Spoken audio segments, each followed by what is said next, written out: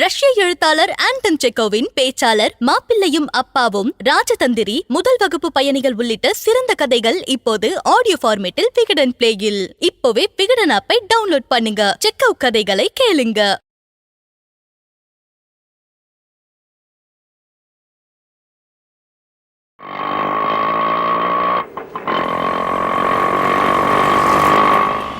அப்போ மித்ராங்கிற பேர்ல இருந்தது ஐயாவோட மூத்த பொண்ணுங்களா?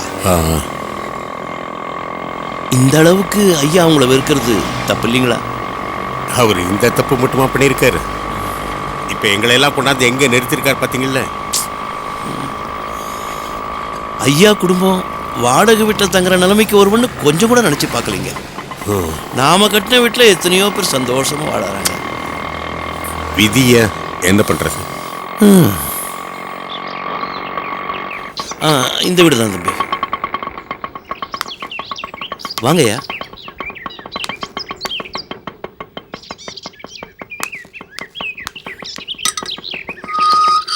வீடு பார்க்கறதுக்காக வந்து. அப்படியா? வாங்க வாங்க ஐயா.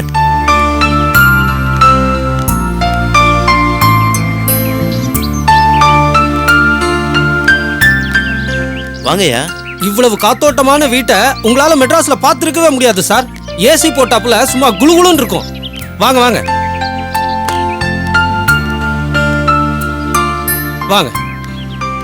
என்ன வீடெல்லாம் பிடிச்சிருக்கா? ரொம்ப பிடிச்சிருக்கு தாத்தா. 2 ரூம் தான் இருக்கு, போதுமா? போதுயா. ஆமா, வீட்டுக்கு எப்போ குடி வர போறீங்க? உடனே வந்துருவோங்க. வாடகை 6000 ரூபாய், அட்வான்ஸ் 60000 ரூபாய். சரி. மெட்ராஸ்ல எனக்கு இந்த மாதிரி 5-6 வீடு இருக்குங்க. எல்லா டெனன்ட்ஸும் என்கிட்ட ரொம்ப பயந்து தான் பழகுவாங்க. ஏன்னா நான் அவ்வளவு ஸ்ட்ரிக்ட். 1ஆம் தேதி காலையில 9 மணிக்கு ஷார்ப்பா எனக்கு வாடகை வரலன்னு வச்சுக்குங்க, சாயங்காலம் வந்து நான் கண்ணா பின்னான்னு பேசிடுவேன். ஏன் சொல்றேன்னா நான் அவ்வளவு டிசிப்ளின்டு.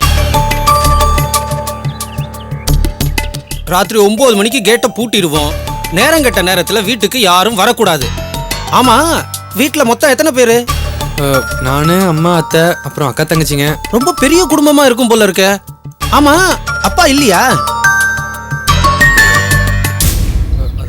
அப்பா வெளியூர்ல இருக்காரு, நாங்க மட்டும்தான். ஓஹோ. ஆமா, நீங்க யாரு? இவருங்க தாத்தா. இவரு இங்க தான் தங்குவாரா? இல்லைங்க, அப்பப்ப நானும் என் சம்சாரமும் பொண்ணு பேர பிள்ளைங்களை பார்த்துட்டு போவோம். ஏங்க, உங்களுக்கு வேற வேலை வெட்டியே கிடையாதா? அடிக்கடி எதுக்குங்க மக வீட்டுக்கு வந்து டேரா போடுறீங்க? நீங்களும் இங்க வந்து தங்கினா அதிகமா தண்ணி இல்லைங்க செலவாகும். ஏன் சொல்றேன்னா, வயசான காலத்துல எதுக்கு அலைச்சல குறைங்க. ஏன்பா, இவரும் இவர் சம்சாரமும் இங்க வந்து தங்க போறேன்னு சொல்றாங்க. மொத்தம் எத்தனை பேருப்பா? கரெக்டா கணக்க சொல்லு. சார், அவர் அடிக்கடி வந்து தங்க மாட்டாரு. எப்போவாவது ஒரு வாட்டி தான் வருவாரு.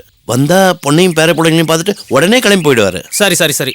அப்புறம் டெய்லி 2 வேளை வாச தெளிச்சு கோலம் போட வேண்டியது உங்க வேலை. வீட்டுல சத்தமா டிவி வைக்க கூடாது. கண்ட இடத்துல கொடி கட்டக்கூடாது, ஆணி அடிக்க கூடாது, படம் மாட்டக்கூடாது. நாய், பூனை இந்த மாதிரி எதுவும் வளர்க்க கூடாது.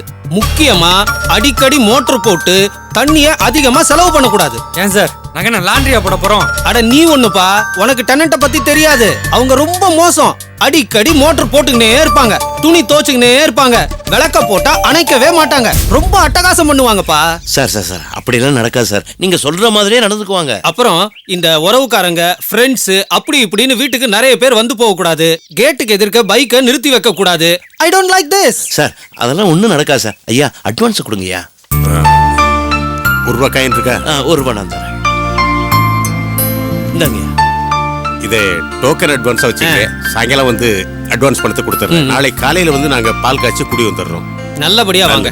வரட்டுங்களா? பாப்பா.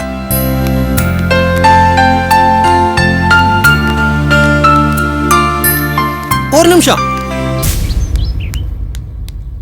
ஒரு முக்கியமான விஷயம் சொல்ல மறந்துட்டேன். சத்தம் போட்டு இங்க யாரும் சிரிச்சு பேசக்கூடாது.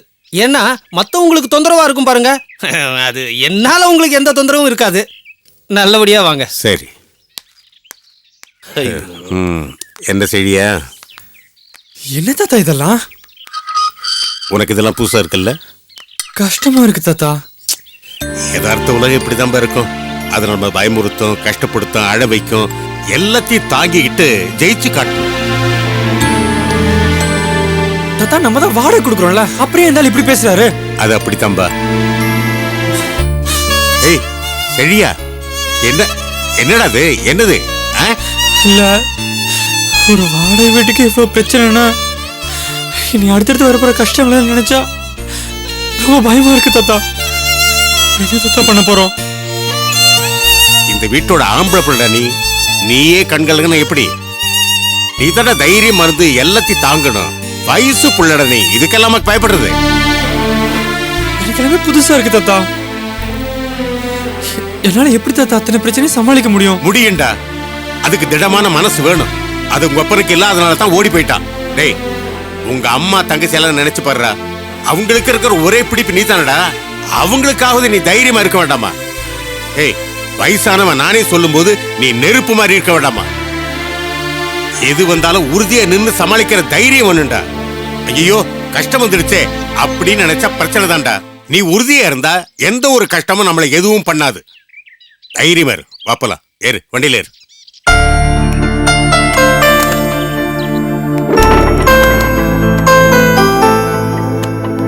தம்பி போப்பா.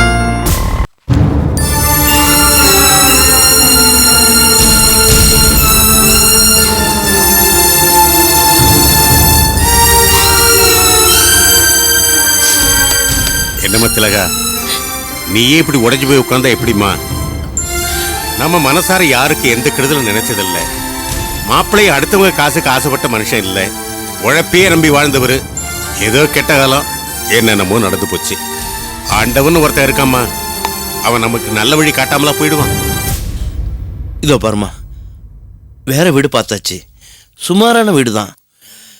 இப்போதைக்கு அங்கே போயிடலாம். அதுக்கப்புறம் நல்ல வீடாக பார்த்துக்கலாமா? ஆமாம்மா, நம்ம அந்த வீட்டுக்கு போயிடலாம். அதுக்கப்புறம் நிதானமா எல்லாத்தையும் யோசிக்கலாமா? ஏய், என்ன இது? உங்க மனசுல எல்லாம் என்ன நினைச்சிட்டு இருக்கீங்க? ஆளாளுக்கு ஒண்ணு பேசிட்டு இருக்கீங்க.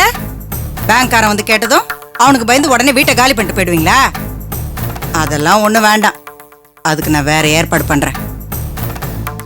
இல்லைங்கம்மா, எல்லாமா சேர்ந்து தான் இந்த முடிவு. என்ன கணக்கு பிள்ளை? என்ன என்ன பேசுறீங்க நீங்க? அது சரி, என் தம்பி இல்லைன்னதும் வாலு காலெல்லாம் தலை தூக்கி பேச ஆரம்பிச்சிருச்சுங்க. அத்தை, இந்த வீட்டை காலி பண்றது நல்லது. இவ்வளவு பிரச்சனைக்கு அப்புறமும் இவ்வளவு பெரிய வீட்டுல இருக்கணும்னு அவசியமா? ஏய், நீ என்ன பெரிய மனுஷன் மாதிரி நடுவுல பேசிக்கிட்டு பேசாம இரு. ஏற்கனவே வீடு முழுக்க கூட்டம் கூடி அசிங்கப்பட்டாச்சு. இன்னும் பேங்க்காரங்களும் வந்து வீட்டுல இருக்க சாமான்லாம் தூக்கி வெளியே எறியுமா? போதும், ரொம்ப பேசாத. என்னமோ எல்லாம் தெரிஞ்ச மாதிரி பேசுற. எனக்கு தெரியும் என்ன பண்ணணும்னு. எல்லாம் நான் பாத்துக்கிறேன். அம்மா, ஏம்மா ஏன் எதுவுமே பேச மாட்டேங்கிற? ஏன் அழறம்மா? இந்த வீட்டு விட்டு போறத பத்தி இல்லடி, உங்க அப்பாவை பத்தி தான். அவருக்கு பிசினஸ் மட்டும்தான் தெரியும். வேற சின்ன சின்ன வேலை கூட செஞ்சுக்க தெரியாது. உடம்பு வேற சரியில்லை. சுகர், ரத்த கொதிப்பு எல்லாமே இருக்கு. ஆஸ்பத்திரியில வேற இருந்துட்டு வந்தாரு. எந்த சண்டை சச்சரவு வந்தாலும் அவரோட ரூம்ல படுத்தாதான் அவருக்கு தூக்கமே வரும். ஒரு நாள் கூட வெளியில தங்கினதே இல்ல. இப்ப எங்க இருக்காரோ, எப்படி இருக்காரோ. அம்மா, இது பாரு, கவலைப்படாத. அப்பாக்கு ஏதோ மனசுல பட்டுடுச்சு, போயிட்டாரு. ஆனா பாரு, சீக்கிரமாவே திரும்பி வந்துருவாரு. நீ கொஞ்சம் தைரியமா இருமா. என்னடா இது, வேண்டான்னுட்டாங்களா? ஆமாம்மா, ரொம்ப சந்தோஷப்பட்டாங்க. உனக்கு நன்றி சொன்னாங்க. ஆனால் உதவி ஏற்றுக்க மாட்டேன்னு சொல்லிட்டாங்க. இது ஏற்கனவே கண்ணியோட மாமனார் வீட்டில் பணம் வாங்கியிருக்காங்க. இப்போ எவ்வளோ பெரிய பிரச்சனையாக இருக்குது. மறுபடியும் அதே தப்பு இன்னொரு சம்பந்தி வீட்லையும் பண்ணக்கூடாதுன்னு நினைக்கிறோன்னு சொல்லிட்டாங்க. அவங்க அப்படித்தாண்டா சொல்லுவாங்க. நீ தான் வற்புறுத்தி கொடுத்துட்டு வந்திருக்கணும். இல்லைம்மா, நான் எவ்வளோ எடுத்து சொன்னேம்மா. நீங்கள் வேணா சக்திகிட்ட கேளுங்களேன். நம்மளோட கஷ்டத்துக்காக அடுத்தவங்கள தொந்தரவு பண்ணக்கூடாது. கடைசி வரைக்கும் சக்தியை சந்தோஷமாக வச்சுக்கோங்க, அதுவே எங்களுக்கு போதும்னு சொல்லிட்டாங்க. என்னங்க இது, இப்படி சொல்லுவாங்கன்னு நான் எதிர்பார்க்கவே இல்லை. அவங்க சொல்றது நியாயம் தானே.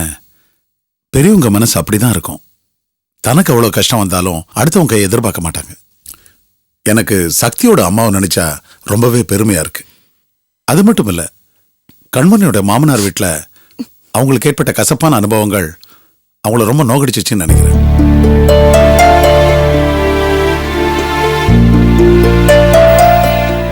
மாமா, அத்தை, எனக்கு ஒன்று தோணுது, கேட்கலாமா?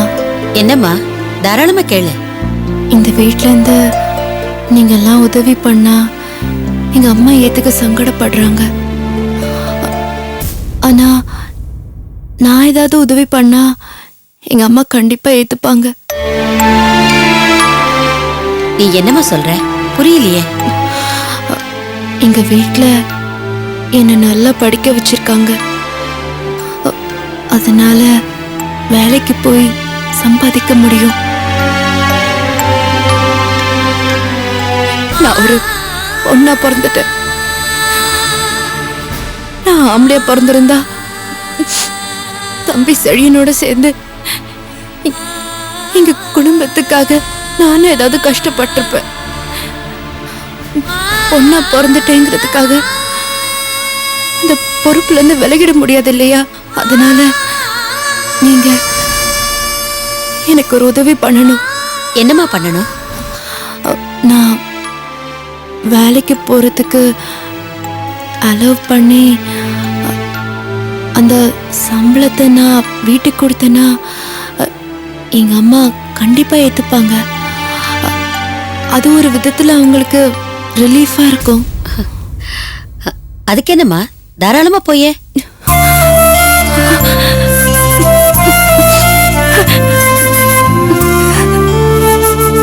நாங்க செஞ்ச உதவிய மறந்துட்டாங்களேன்னு வருத்தமா தான் இருந்துச்சு.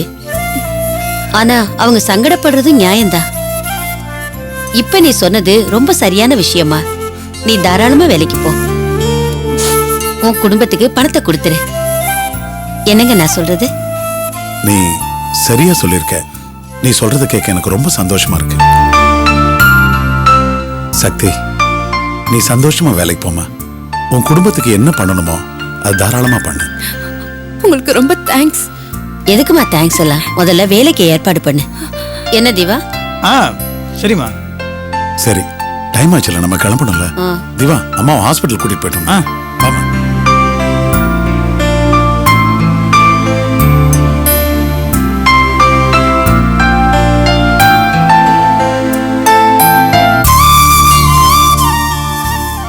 இப்பதான் என் மனசு நிறைஞ்சிருக்கு. அத்தையும் மாமாவும் நினைச்சா ரொம்ப பெருமையா இருக்கு. அவங்க அப்படிதான் சக்தி. நான் நிறைய வீட்டுல பாத்திருக்கேன். வேலைக்கு அனுப்பின மருமக கிட்ட 1ஆம் தேதி ஆன உடனே கையில சம்பளத்தை தான் எதிர்பார்ப்பாங்க. ஆனா அத்தை ரொம்ப பெருந்தன்மையானவங்க. அம்மா ரொம்ப நல்லவங்க. அது ஆரம்பத்தில் நம்ம கல்யாணம் ஆன விதம், அதுக்கப்புறம் அடுத்து அதனால ஏற்பட்ட அடித்தடி பிரச்சனைங்க, அதெல்லாம் வச்சு நீ கொஞ்சம் இரிட்டேட் ஆகிற மாதிரி அவங்க பேசியிருப்பாங்க. ஆனால் பேசிக்கலாக பார்த்தா அவங்க ரொம்ப நல்லவங்க. இந்த மாதிரி ஒரு புருஷனும் இந்த மாதிரி அத்தையும் மாமனாரும் கிடைக்கிறதுக்கு நான் நிஜமாவே கொடுத்து வச்சிருக்கணும் திவா.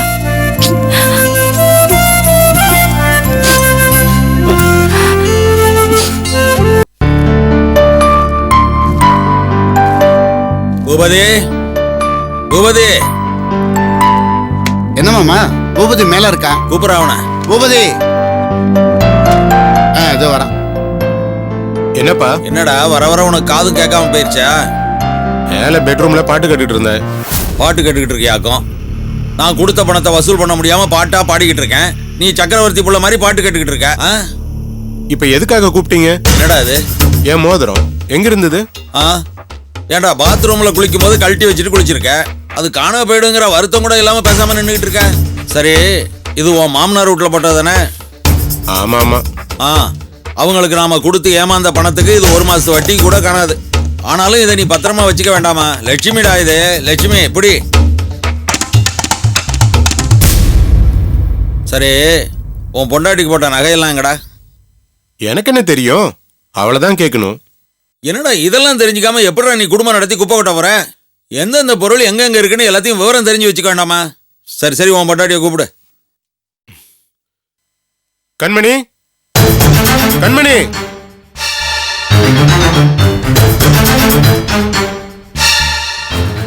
ஏமா மருமகள, உன் நகையெல்லாம் எங்க வச்சிருக்க?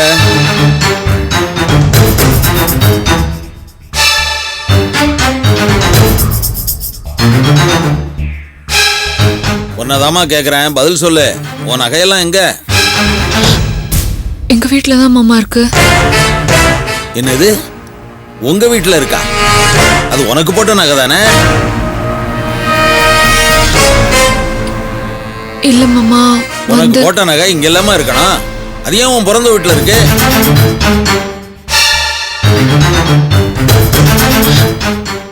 இல்ல. 4 பேர்கிட்ட சொன்னா என்ன தெரியுமா சொல்லுவாங்க? நகையெல்லாம் போட்ட மாதிரி போட்டு திரும்ப வாங்கிக்கிட்டாங்கன்னு உன் பிறந்த வீட்டை கேவலமா நினைப்பாங்க. இல்ல மாமா, அங்க நிறைய பிரச்சனை. நகையெல்லாம் அம்மா கிட்ட கட்டி கொடுத்து வச்சிருந்தேன். இவர் வந்து கூப்பிட்ட உடனே அவசரமா ஓடி வந்துட்டேன். அதான். அப்படியா? சரி சரி. பூபதி, நீ போய் நகை எல்லாத்தையும் வாங்கிட்டு வந்துரு.